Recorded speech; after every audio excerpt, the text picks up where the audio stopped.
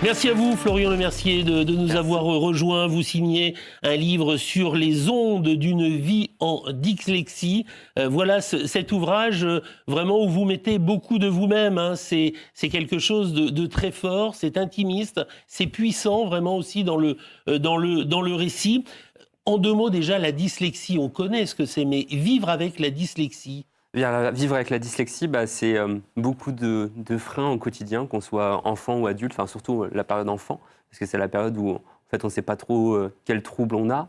On peut en avoir plusieurs. Moi, je suis multidys. Alors, j'ai utilisé le mot dyslexie parce que c'est le mot le plus répandu et le plus connu. Bien sûr.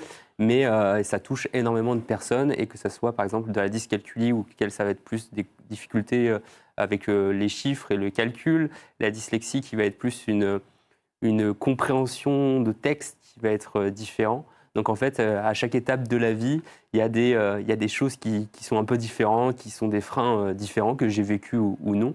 En tout cas, il y a tout un échange là-dessus qui se fait au cours de mon livre, notamment la partie scolaire, où par exemple, je me souviens très bien d'avoir été un peu malmené dans des psychologues, des psychothérapeutes, des orthophonistes. En fait, c'est plein de spécialistes qui essayent de trouver des solutions, d'amener. En fait, la dyslexie, pour résumer, ça commence, on l'a diagnostiqué, et en fait, petit à petit, c'est plein de petites procédures et d'étapes pour essayer de trouver des solutions et des aides au fur et à mesure. Vous avez une très belle phrase lorsque vous nous dites « J'ai voulu aussi faire cet ouvrage pour montrer qu'il faut croire en ses rêves et que des fois, avec des choses pas faciles dans la vie, on peut y arriver. » C'est ça, parce qu'en fait, on m'a toujours dit, on m'a toujours freiné en tout cas dans beaucoup de choses, notamment au niveau enfant, où on m'a souvent inculqué,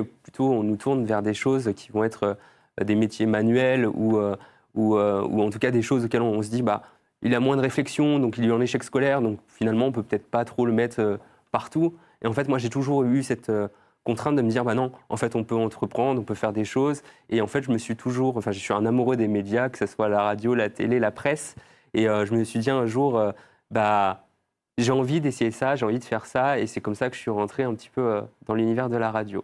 Oui, à Fréquence 8, qui est à Montfort, aux portes de Rennes. Ça a été vraiment peut-être la meilleure des choses pour prendre confiance en soi. Tout à fait, parce qu'en fait, il y a une carapace qui s'enlève, et en fait, on se dit, finalement, les choses qu'on me reprochait enfant ou plus jeune, qui est l'écriture, la compréhension, faire par exemple des fautes parfois d'inattention et de diction, finalement, je peux les gommer à travers cet exercice-là, parce que tout ce qu'on fait est écrit, et en fait, cette chose écrite, je travaille au quotidien dessus. Donc, je me suis appliqué des petites méthodes au fur et à mesure, comme par exemple, un dyslexique fait moins d'erreurs sur du visuel que sur quelque chose qui n'est pas visuel. Donc, en fait, ma méthode de fonctionnement est de séparer mon cerveau en deux, avec d'un côté mon dictionnaire des mots interdits, de l'autre mon dictionnaire des mots autorisés, donc c'est que des synonymes. Et en fait, au fur et à mesure, j'arrive à, on va dire, naviguer dedans, et c'est une petite méthode que j'applique